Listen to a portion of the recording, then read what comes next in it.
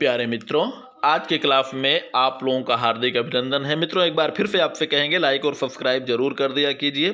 चलिए, आज हम लोग पढ़ेंगे हथियारों में फिर रक्षा में तकनीकी का प्रयोग, हथियारों से बचाव में तकनीकी का प्रयोग। चलिए शुरुआत करते हैं। प्रारंभिक तकनीकी हथियार के रूप में मस्केट का निर्माण किया गया। मस्केट वही है मित्रों, बारूद भरी जाने वाली बंदूक। मस्केट से एक बार फायर करने के बाद उसे पुनः लोड करने में समय लगता था। इस स्थिति में शत्रु के आक्रमण का भय बना रहता था। इससे बचने के लिए प्रारंभ में एक भालाधारी सैनिक प्रत्येक मस्केटधारी सैनिक के नजदीक में खड़ा रहता था। इस कमी को दूर करने के लिए संगीन का निर्माण किया गया। कहने का मतलब, एक बंदूकधारी सैनिक एक बार फायर करता था। एक बार फायर करने में जब दोबारा उसमें बारूद भरता था तो उसमें समय लग जाता था, 1 मिनट, 1.5 मिनट, 2 मिनट। इस बीच में अगर दुश्मन आक्रमण कर दे तो बंदूकधारी सैनिक ऑटोमेटिक मारा जाता। तो इससे बचने के लिए जो बंदूकधारी सैनिक होता था, मस्केटधारी सैनिक जो होता था, उसके बगल में एक भाला लिए हुए सैनिक खड़ा होता था, ताकि जरूरत पड़ने पर वो भाला लेकर उनसे आक्रामक दुश्मन के आक्रामक सैनिकों का मुकाबला वो कर सके। ठीक है। और इसी कमी को दूर करने के लिए संगीन का निर्माण किया गया। संगीन मित्रों वही होता है जो बंदूकों में ऊपर की तरफ 1 फीट लंबी चाकू लगी होती है, आकार में बिल्कुल भाले की तरह प्रयोग किया जा सकता है। तो इसमें यह था कि आक्रमण भी किया जा सके, जरूरत पड़ने पर उसी बंदूक को, उसी मस्केट को भाले के रूप में भी प्रयोग किया जा सके। ठीक है। यानी अब उन्हीं बंदूकों, अलग से भालेधारी सैनिकों की जरूरत नहीं थी। अब उन्हीं संगीनों के द्वारा अगर पहले बंदूक भरने में अगर दुश्मन आक्रमण करता है तो बिना भरे बंदूकों का भी भाले के रूप में प्रयोग वो कर सकता है। ठीक है। चलिए, जिसका फायर और भाले के रूप में प्रयोग एक साथ संभव हुआ। भाप की शक्ति की खोज के बाद यौद्धिक शक्ति में गतिशीलता आ गई। रेलवे के निर्माण एवं भाप शक्ति चालित जलयानों ने यौद्धिक गतिशीलता को बढ़ा दिया। भाप युग में ही नेपोलियन ने सशस्त्र राष्ट्र राज्य के सिद्धांत का प्रतिपादन किया। ये क्या है मित्रों? सशस्त्र राष्ट्र राज्य यानी संपूर्ण राष्ट्र को उसने जो है शस्त्रीकरण कर दिया, यानी संपूर्ण बड़ी बड़ी सेनाओं का प्रयोग, संपूर्ण राष्ट्र को ही जो है सैनिक क्षेत्र में तब्दील कर दिया। यानी नेपोलियन एक ऐसा व्यक्ति था जिसने सशस्त्र राष्ट्र राज्य सिद्धांत का प्रतिपादन किया और उसके आधार पर ही संपूर्ण राष्ट्र के नागरिकों की युद्ध में भूमिका को इन्होंने निश्चित कर दिया। वैसे थोड़ा सा हम आपको नेपोलियन के बारे में बता देते हैं। नेपोलियन जो फ्रांस का सम्राट था, फ्रांसीसी क्रांति का पुत्र था, यानी फ्रांसीसी क्रांति के बाद जो है उसका जन्म हुआ, उसका प्रादुर्भाव हुआ। उसी नेपोलियन ने संपूर्ण फ्रांस के निवासियों के लिए जो है सेना में कार्यवाही निश्चित कर दी। जैसे युवक, नौजवान, अविवाहित जो हैं, ठीक है, वो रण क्षेत्र में जाएंगे यानी युद्ध करेंगे। विवाहित पुरुष उनको गोला बारूद की आपूर्ति करेंगे। महिलाएं, बच्चे, ये सब क्या करेंगे? महिलाएं कपड़ा सिलेंगी, टेंट को लगाएंगी, तंबुओं को लगाएंगी युद्ध के मैदान में। बच्चे और महिलाएं जो और भी होती हैं वो अस्पतालों में, ये महिलाएं जो है और भी अस्पतालों में घायल सैनिकों का उपचार करेंगी जो युद्ध में घायल होकर आते हैं। अब बच्चे जो है पुराने कपड़ों से पट्टियां बनाएंगे।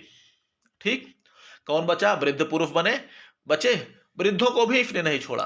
वृद्ध पुरुष सार्वजनिक स्थानों पर जाकर नौजवानों को देश सेवा के लिए प्रेरित करेंगे, यानी उनके अंदर राष्ट्रवाद की भावना को भर देंगे, जिससे वे देश के लिए हफ्ते हफ्ते शहीद होने की भावनाएं, उनमें बलिदान होने की भावनाएं उसमें अपने आप पैदा हो जाए। ठीक है। चलिए, संपूर्ण नागरिकों की युद्ध में भागीदारी उसने निश्चित कर दी। युद्ध में भागीदारी निर्धारित करने के लिए उसने बच्चों, महिलाओं और वृद्धों को भी नहीं छोड़ा। भाप युग को ही औद्योगिक क्रांति एवं यंत्रीकरण का युग कहा जाता है। सेना का आकार बढ़ने के कारण सेनापति के भार को कम करने के लिए प्रफा, यानी आज जो प्रफा पहले नाम से जाना जाता था, आज वही जर्मनी जिसे पहले प्रफा के नाम से जाना जाता है। मित्रों याद रखिएगा, क्योंकि ये प्रश्न बहुत ही महत्वपूर्ण है। बहुत से बच्चे नहीं जानते, प्रफा पढ़ तो लेते हैं लेकिन आज के समय प्रफा है ही नहीं, आज तो जर्मनी है। तो इसलिए बहुत से बच्चे नहीं समझ पाते कि ये प्रफा का नाम क्या है, वो सुने भी नहीं होते हैं। चलिए,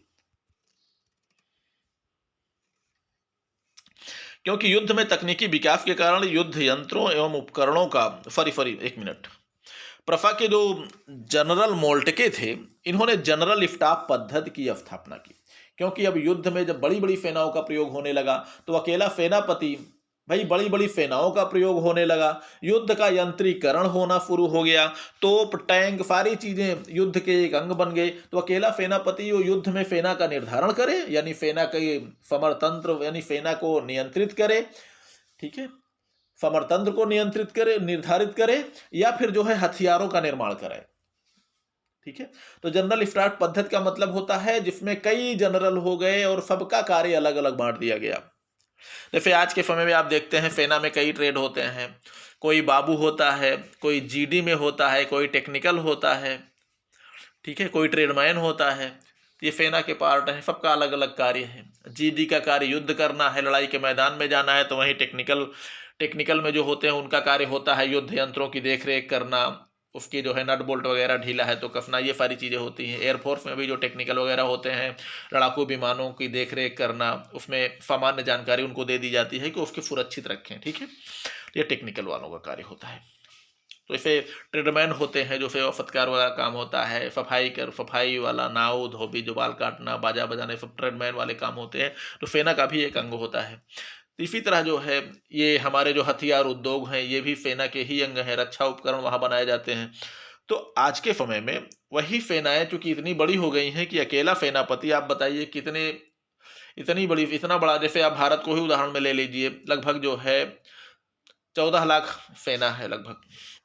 तो इनका जो है अकेले सेनापति, अकेले एक कमांडर, एक थल सेनाध्यक्ष का इनका नियंत्रण कर सकता है? बिल्कुल नहीं।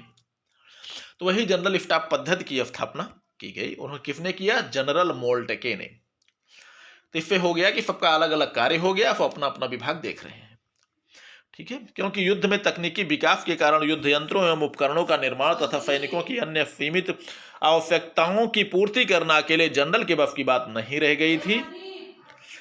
यार गोरा दत्त जी, इसी कालक्रम में लगभग सभी राष्ट्रों द्वारा विभिन्न प्रकार के राइफलों, स्वचालित राइफलों एवं मशीन गनों एवं तोपों का भी निर्माण कर लिया गया। प्रथम विश्व युद्ध में तोपों एवं मशीन गनों से उत्पन्न खाई युद्ध को दूर करने के लिए मित्रों टैंकों का निर्माण किया गया। फिर थोड़ी देर पहले हम लोग बता चुके हैं। इतना भी देख लिए, जब टैंकों का निर्माण हो गया तो टैंकों की सुरक्षा के लिए टैंक विरोधी अस्त्रों का भी निर्माण किया गया, जिसमें टैंक तोड़ तोप, टैंक तोड़ राइफल, जिसमें बौयाज राइफल, टैंक तोड़ रॉकेट बजूका आदि प्रमुख रहे। यानी टैंकों का जब प्रयोग हुआ तो टैंकों के विरोधी अस्त्र भी बने इनको नष्ट करने के लिए। 1903 में कि वायुयान की खोज को विकसित स्वरूप प्रदान करने हुए द्वितीय विश्व युद्ध में लड़ाकू विमानों का निर्माण किया गया और इन विमानों में सुरक्षा हेतु विभिन्न उपाय किए गए, जिसमें विमान भेदी तोपें, विमान भेदी रॉकेट एवं द्वितीय विश्व युद्ध का अद्भुत आविष्कार रडार प्रमुख रहे। रडार वही है जासूसी उपकरण। अब जासूसों की जरूरत ही नहीं है, उपकरण खुद ही देख रहा है, ऊपर से कोई हवाई जहाज हमारी तरफ आ रहा है दुश्मन का, वो खुद ही पकड़ लेगा उसको। युद्धपोतों को डुबाने एवं उनको नष्ट करने के लिए जलसुरंगों एवं पनडुब्बियों का प्रयोग किया गया। जर्मन जलसुरंगों से सुरक्षा एवं उन्हें प्रभावहीन करने के लिए ब्रिटेन द्वारा कृत्रिम उपकरणों का प्रयोग किया गया।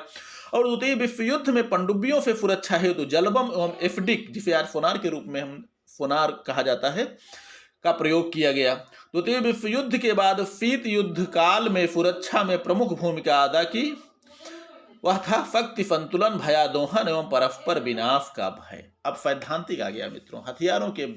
अब यहाँ पर शक्ति संतुलन, भयादोहन और परस्पर विनाश का भय, वही आज जो है एक प्रकार से दोनों महाशक्तियों को संतुलित बनाए हुए है। 20वीं शताब्दी के अंतिम समय में प्रक्षेपास्त्रों से बचाव हेतु अमेरिका ने नेशनल मिसाइल डिफेंस सिस्टम विकसित करना प्रारंभ किया। इसके लिए एंटी बैलिस्टिक प्रक्षेपास्त्र एबीएम का निर्माण किया और इस परीक्षण में काफी हद तक सफल भी रहा, लेकिन भारी संख्या में प्रक्षेपास्त्रों के आक्रमण को रोक भी पाएगा या नहीं, ये तो आने वाला वक्त ही बताएगा। परमाणु हथियार एवं प्रक्षेपास्त्र वर्तमान समय में एक राजनैतिक हथियार की भूमिका अदा कर रहा है। इसकी विध्वंसक क्षमता एक प्रकार से खतरे का भी सूचक है और भारी संख्या में विरोधी राष्ट्रों के पास इसका भंडारण, जिसके कारण परस्पर विनाश का भय व्याप्त है, सुरक्षा के लिए भी आवश्यक है। भाई अगर किसी को मारने से हमारी मृत्यु हो जाए तो क्या हम उसको मारना चाहेंगे? बिल्कुल नहीं। तो इसी प्रकार जब ये विरोधी शक्तियों में, विरोधी राष्ट्रों में, विरोधी महाशक्तियों में जब इस बात का भय रहे कि अगर हम जो है आक्रमण करते हैं तो दुश्मन भी आक्रमण करेगा, जिसका परिणाम होगा कि दोनों का विनाश हो जाएगा। तो बताइए कोई अपने विनाश को निमंत्रण देगा आक्रमण करके? बिल्कुल नहीं देगा। ठीक है, तो एक प्रकार से ये सुरक्षा के लिए आवश्यक भी है कि भारी मात्रा में हथियारों का भंडारण बना रहे और सब एक दूसरे के हथियार को देखकर भयभीत होते रहे। इस प्रकार हम देखते हैं कि जहां छोटे हथियारों ने युद्धों की संख्या को बढ़ाया, वहीं परमाणु बम के आगमन एवं प्रमुख शक्तियों के पास इसके भंडारण से शक्ति का संतुलन बना हुआ है। हम सब लोग भी जानते हैं कि युद्ध तब प्रारंभ होता है जब शक्ति का संतुलन बिगड़ जाता है, यानी कोई ज्यादा ताकतवर हो जाता है, दूसरा कोई बहुत कमजोर हो जाता है, तभी मारपीट होगी। अगर दोनों को लगे कि हम दोनों शक्ति में बराबर है तो मारपीट नहीं होगी। ये दोनों को खतरे का एहसास रहेगा कि या तो हम मरेंगे या तो ये मरेगा। ठीक है, चलिए। द्वितीय विश्व युद्ध के बाद कई ऐसे मौके